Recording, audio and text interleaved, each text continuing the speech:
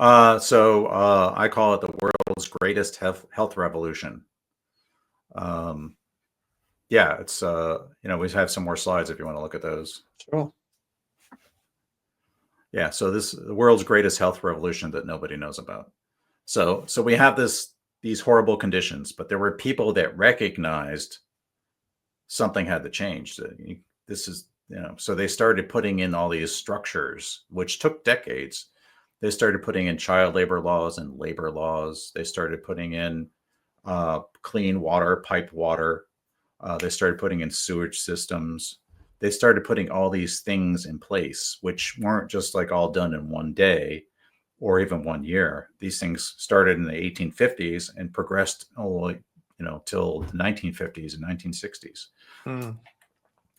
And this is a quote from somebody in 1911, and they said, what really fixed things? Sunshine, fresh air, wholesome nutrition, exercise, rest, and the hygienic mode of living are far more effectual than all subsequent medications in existence. Mm. So what changed? We have now clean public water. We have pipes and sewers. People start washing their hands. During those times, doctors never washed their hands. Mm. They would simply go from like a cadaver that they were doing something and go deliver a baby. Mm. And the result was puerperal fever, or they call it childbed fever. And many, many women died because they didn't understand that's what they should do. And there was a Dr. Semmelweis that was trying to point this out, that you just needed to clean your hands. And then because he discovered the death rate for puerperal fever dropped to like near zero, but they didn't want to listen to him because they thought, he was ridiculed, wasn't he? Yeah, how you're insulting us. We're no, we're not going to do that. So they didn't do it. So they continue to kill lots of people. So they slowly got rid of these dreadful slum conditions. They closed all these basement apartments, which no human being should live in. They got rid of the industries out from the cities. They improved the milk supplies and the food supply in general. They had better child feeding practices because they would come up with really bizarre ideas to feed babies. You have the labor laws, child labor laws. You have public schools.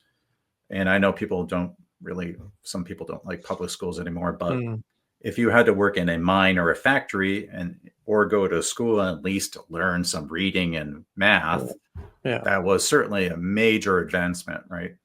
Yeah. Health departments, because they cleaned up a lot of things, even though they were promoters of vaccines, but they cleaned up a lot of these things and shut down industries that were just had sick animals or polluting things. And they would often various manufacturers would take diseased meat and decaying meat and grind it all up with some different spices and sell those as sausages. They would do that all the time. So you were eating these diseased products. And that came to light in the early 1900s. Upton Sinclair wrote The Jungle, and where he just talked about that, and people were horrified.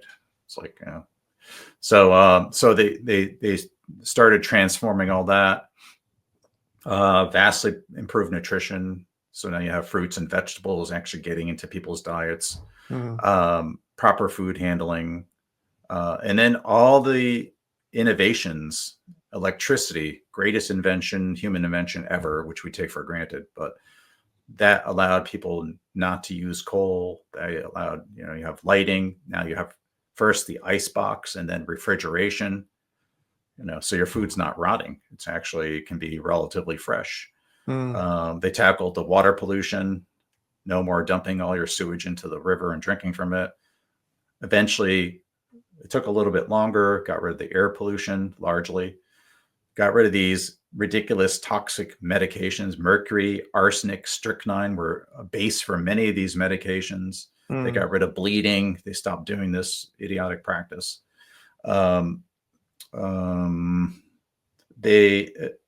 Eventually, the level of vaccination for smallpox decreased, and they also stopped doing arm-to-arm vaccination, which they had done for 100 years. So now they're not at least taking pus from your arm and putting on somebody else's arm.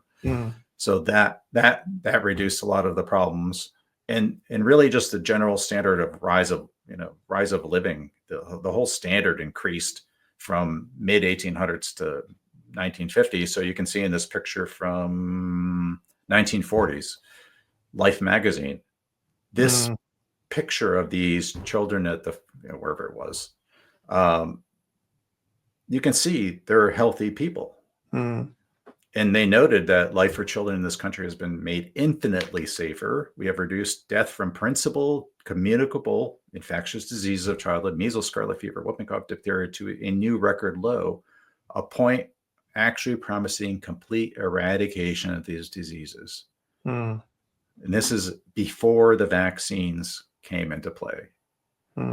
So this was noticed in Life magazine. Yeah, they had it good. Everything's taken care of. Yay. Yeah. Good job, team. Good job, all you scientists. Good job, all you engineers. Good job, all you activists that cleaned up the streets. Because they had street sweepers came in and they started cleaning up all the garbage. Thank you, all the plumbers. Thank you, everybody who did. So millions of people worked together to win and make it a better society. Awesome. Thank you. Who gets all the credit? Who gets the credit now? The vaccinators. Yeah. Thanks for watching this video on our YouTube channel. If you want to listen to the full episode, you can do by subscribing to the Radical Health Rebel podcast using the QR code on the screen. Or if you, like me, you prefer to watch the full episode, you can subscribe to our Substack using the QR code on the screen right now.